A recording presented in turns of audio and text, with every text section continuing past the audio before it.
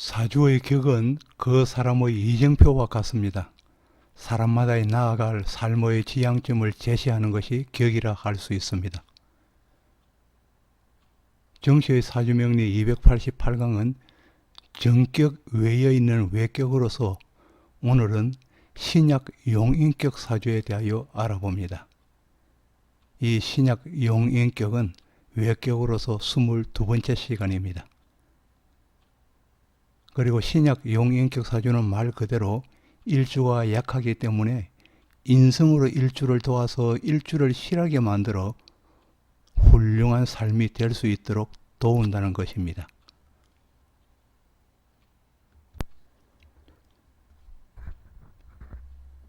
신약 용인격 사주에 대해서 알아봅니다. 오늘은 신약 용인격 사주입니다. 우선 신약 용인격 사주에 들어가기 전에 사주의 격의 분류에 대해서 알아보도록 하겠습니다. 이 사주의 격을 자평진전해서 정격으로는 걸록격, 그리고 양인격, 식신격, 상관격, 그리고 정제와 편제를 합쳐서 제격, 그리고 정관격, 칠살인 편관격, 그리고 정인과 편인을 아울러서 인격, 이렇게 8격으로 분류하였습니다. 그 외에는 모두 외격으로 분류하여서 외격으로는 병격, 종격, 화격, 그리고 일행득기격, 양신성상격, 그리고 기타 여러가지 격으로 분류하고 있습니다. 그리고 또 2번의 병격입니다. 2번의 병격 중에서는 다시 재성병격, 관살병격, 인성병격, 식상, 그리고 비ገብ병격 등으로 분류하였고, 이 3번의 인성병격을 또다시 분류하여서 신약용인격, 인왕용제격, 그리고 인수용관격, 인수용식격, 또 인수용비급격으로 분류하여 놓았는데, 그 밀은 오늘은 외격 중에서 병격 중에서 인성병격 중의 첫 번째인 신약용인격에 대해서 알아보는 것입니다. 그리고 또 신약용인격은 일주의 힘을 표현할 때 신약과 신강으로 크게 나누고, 신약한 경우에도 극신약이라면 차라리 일주를 버리고 종격을 짓는 것이 유리하다고 하였습니다. 이를 두고 일간을 버리고 종한다고 하여서 포기할 기자를 써서 기명이라는 자를 써서 자를 붙여서 기명, 종인 등 여러 가지로 기명의 자를 붙이고 있습니다. 이 종격을 이루려고 하는데 인성이나 비겁이 있다면 파격이 됩니다. 파격이 되어서 신약이면서 종이 되지 않는다면 임성이나 비겁으로 일주를 도와야 하는데, 인성으로 돕는 것이 바로 이 신약 용인격 사주입니다. 신약 용인격 사주를 합니다. 여러 가지 격을 쉽게 알 수 있도록 그 격의 종류와 그 격의 종류별로 분류를 하여 놓은 표입니다. 참고하시기 바랍니다. 우선 표를 보면은 격에는 크게 정격과 그리고 외격이 있다고 하였습니다. 이 정격에는 8격이 있는데 정인과 편인을 아울러서 인격, 그리고 양인격, 걸록, 식신, 상관, 편제와 정제를 아울러서 제격, 그리고 정관격, 칠살격은 즉 편관격이 되겠습니다. 그리고 외격에는 정격 외에는 전부 외격으로 하여서 외격에서는 병격, 그리고 종격, 화격, 일행득기격, 양신성상격, 기타의 격으로 크게 또 분류하여 나왔는데, 그 중에서도 병격 중에서도 역시 인성병격, 비급병격, 식상병격, 재성병격, 관살병격으로 다섯 가지로 나누었고, 종격에는 종강, 종왕, 종재, 종관살, 종아, 그러면 종세, 가종격으로 또 일곱 가지로 분류하였습니다. 또 화격에는 화한다는 화격에서는 정말로 화하는 진화격, 화하는 것처럼 보이지만은 실제로 화하지 않는 가화격이 있습니다. 그리고 일행특기격은 목으로만 이루어져 있는 목 하나만으로 이루어져 있는 곡직인수격, 화로만 이루어져 있는 염상격, 가색격, 토로만 이루어지는 가색격, 금으로만 이루어지는 종혁격, 수로만 이루어지는 윤하격, 다섯 가지의 일행특기격이 있습니다. 그리고는 또 양신성상격에는 오행 중에서 두 가지의 오행만으로 이루어지는 양신성상격이 있습니다. 그리고 나머지는 전부 도충격이나 조양격이나 합록격이나 정난착격, 형합격 등 이렇게 현재까지 38가지, 1인격까지 38가지의 기타격으로 지금 분류하고 있는 것입니다. 물론 앞으로도 더 기타의 격이 또 생길 수도 있겠습니다. 그리고 오늘 저희들이 하고 있는 것은 외격 중에서 병격이며 인성병격 중에서 이 신약 용인격을 공부하고자 하는 것입니다. 외격, 병격, 인성병격, 신약 용인격을 공부하고자 하는 것입니다.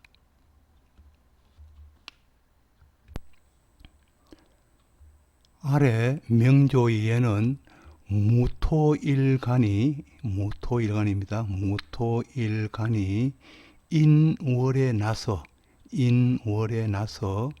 일지의 비견과 그리고 천간의 편인을 하나씩 보았지만은 일지에는 비견 그리고 천간에는 병화의 일간을 돕는 편인과 비견을 하나씩 보았지만은 그러나 비중이 높은 월지입니다.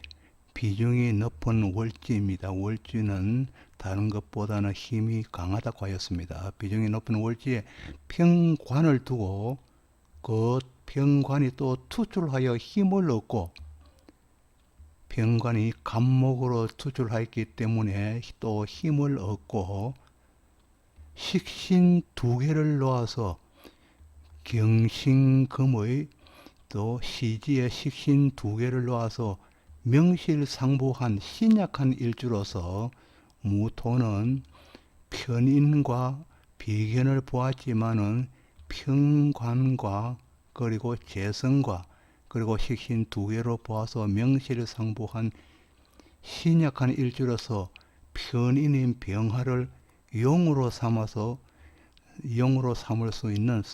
삼는 신약 용인격 사주가 된 것입니다. 본 사주의 특징으로는 무술토의 일주이지만은 마음이 바쁜 사람으로 바쁜 마음가짐만 제어할 수 있다면은 이 마음이 바쁘다고 표현을 한 것은 수생목으로 흐르고 목생화 그리고 화생토 토생금으로 흘러서 순조롭게 흘러가기 때문에 마음이 바쁘다고 표현할 수 있고 밑에도 역시 마찬가지입니다. 수생목, 목생화, 화생토 그리고 토생금으로 흐르기 때문에 마음이 바쁘다고 표현할 수 있겠습니다. 바쁜 마음가짐만 제어할 수 있다면 풍요로운 삶을 살 수 있는 사람이며 또 남녀를 불문하고 병화 편인을 합하는 남녀를 불문하고 병화인 또 용신인 병화를 합하는 신금대운에는 신금대운이죠. 남자의 경우는 신금대운이 41세부터 온다고 보고 또 여자의 경우에는 신금대운이 50세부터 오기 시작합니다. 그래서 남자는 40세부터 여자인 경우에는 50세부터 힘든 것이라고 추론해 볼 수 있겠습니다. 또 왼편의 명조는 임수일간이 왼편의 명조는 임수일간이 축월의 섣달 금음에 나서 축월의 섣달 금음에 나서 조후를 충족하지 못하였지만은 그러나 아주 동지 섣달에 나서 병화나 정화가 없기 때문에 조후를 충족하지 못하였습니다. 못하였지만은 임수의 근과 임수일간의 근이 자수와 진토를 보고 또 축토 속의 개수를 보아서 임수의 근과 그리고 강력한 관으로 인해서 전부 편관, 정관, 편관으로 강력한 관으로 인하여 공직에 몸을 담았던 명조가 되겠습니다. 또 신약한 명조로서 급제와 편인을 보아서 신약합니다. 그리고 편약한 것은 상관과 전부 편관으로 이루어져 있고 나머지 도와주는 것은 급제, 편인 두 개밖에 없습니다. 그래서 신약한 일주가 되었습니다. 신약한 명조로서 급제와 편인을 보아서 일주를 조력하기는 하였지만은 시지에 자리하여서 용인이지만은 인성을 용으로 사지만은 큰 결재권을 가지지는 못하였고 재성이 없어서 무재로서 이혼한 명조입니다. 재성이 없습니다. 적색의 재성이 보이지 않습니다. 그래서 재성이 약하기 때문에 이혼한 명조가 되겠습니다. 아래의 명조는 신축일주입니다. 신축일주입니다. 신축일주가 축월에 났습니다. 축월입니다. 동지 섣달에 난 것입니다. 축월에 나서 정화의 화기를 보았지만은 정간에 정화의 화기를 보았지만은 약한 온기로 따뜻함을 만들기는 부족한 사주입니다. 축이 두 개나 있기 때문에 따뜻함을 만들기는 정화로서 부족하다는 것입니다. 화기가 자기의 구실을 하지 못하고 신축일주가 축월에 생하면은 이는 마치 얼음판 위에 만들어진 얼음 송곳과 같아서 신금은 송곳을 나타내기 때문에 얼어있는 송곳이라는 것입니다. 얼음 송곳이라는 것입니다. 얼음 송곳과 같아서 이 신금은 맑기는 하지만은 불안한 사람이 되겠습니다. 그리고 또 축월에 나면서 일시에 축진의 극각사를 보아서 현침살이 축월에 난 사람이 동절기 해자 축월에 나는 사람이 동절기에 난 사람이 축과 진의 자를 보면은 극각살에 해당합니다.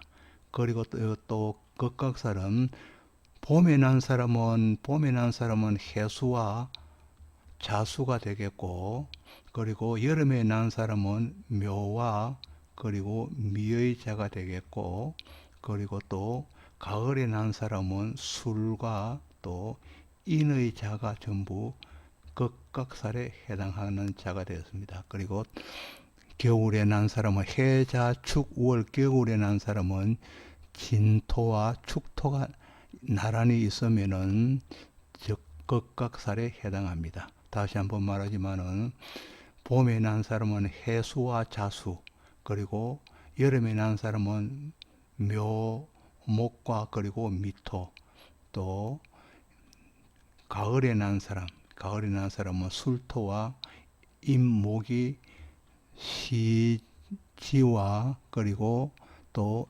시지와 일지에 어디든지 자리해도 좋습니다. 순서는 관계가 없지만 이 두 자들이 전부 짝을 이루어져 있다면은 극각살에 해당하게 됩니다. 이 극각살을 봐서 현침살의 송곳이 신금음은 즉 현침살입니다. 현침살의 송곳이 절상하여서 불편한 몸이 된 안타까운 명조입니다. 그러니까 몸을 다쳤다는 것입니다. 거기에 다친 사람입니다.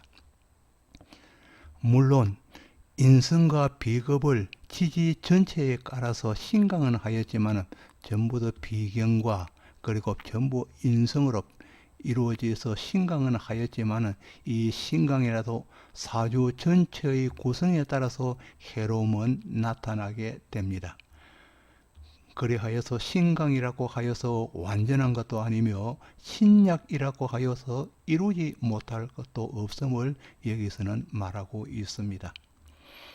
위 명조는 정화라도 월간에 투하였다면 이 정화가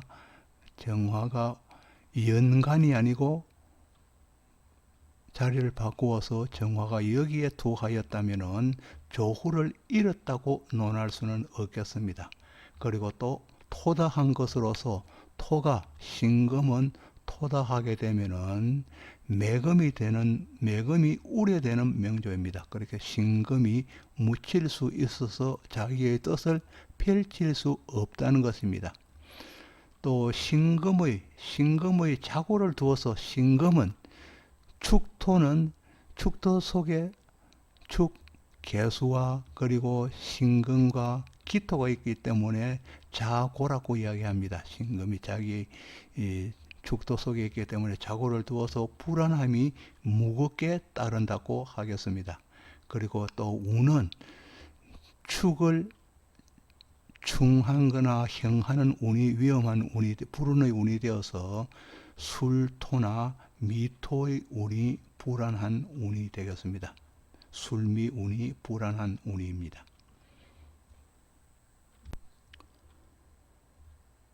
사주를 상담할 때에 많이 접하는 것이 신약한 일주입니다. 사주 내에 쓸만한 용신은 힘이 없고 귀신들만이 가득하며 유달리 뛰어난 점도 보이지 않고 또 일주가 무력하여 종할 것 같기도 한 명조입니다.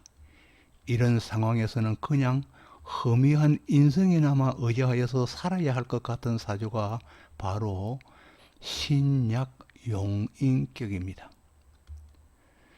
식신, 재성, 관성 중에서 어느 특정한 오행이 많아서 그쪽으로 따라갈 수 없어서 신약한 경우가 되었을 때는 우선은 힘을 받거나 스스로 힘을 길러야 할 것입니다. 스스로 힘을 길러야 합니다. 받거나 스스로 힘을 기르는 것입니다. 힘을 받는 경우가 되면은 인성이기에 용인격이 되는 거고, 용인격이 되는 것이며, 스스로 자력 보강이 되면은 비급이 되어서 용급격이 되는 것입니다. 인성으로 보강된다면은 식상이 강한 경우는 인성으로 정말 보강이 된다면은 식상이 강한 명조라면은 인극식으로서 작용하여서 설계하는 힘을 식신의 설계하는 힘을 줄일 수 있어 좋으며 관으로 극을 받는 경우라면은 인성으로 관인을 유통시켜서 자기의 할 일을 확실하게 찾을 수 있어서 좋으며 또 재성으로 약해진 일주라면은 일간을 보강하여서 안정을 찾아서 좋을 것입니다. 신약격에서 미약한 인성이라도 있다면은 관운이 올 때는 힘을 펼칠 수 있을 것이며 그리고 또 운 자체가 인성으로 흘러간다면 그 운에서는 무엇이든 보장을 받을 수 있을 것입니다. 또 비급의 운이라면 인성보다는 힘이 약하지만은 나름대로 힘을 얻을 수 있을 것입니다.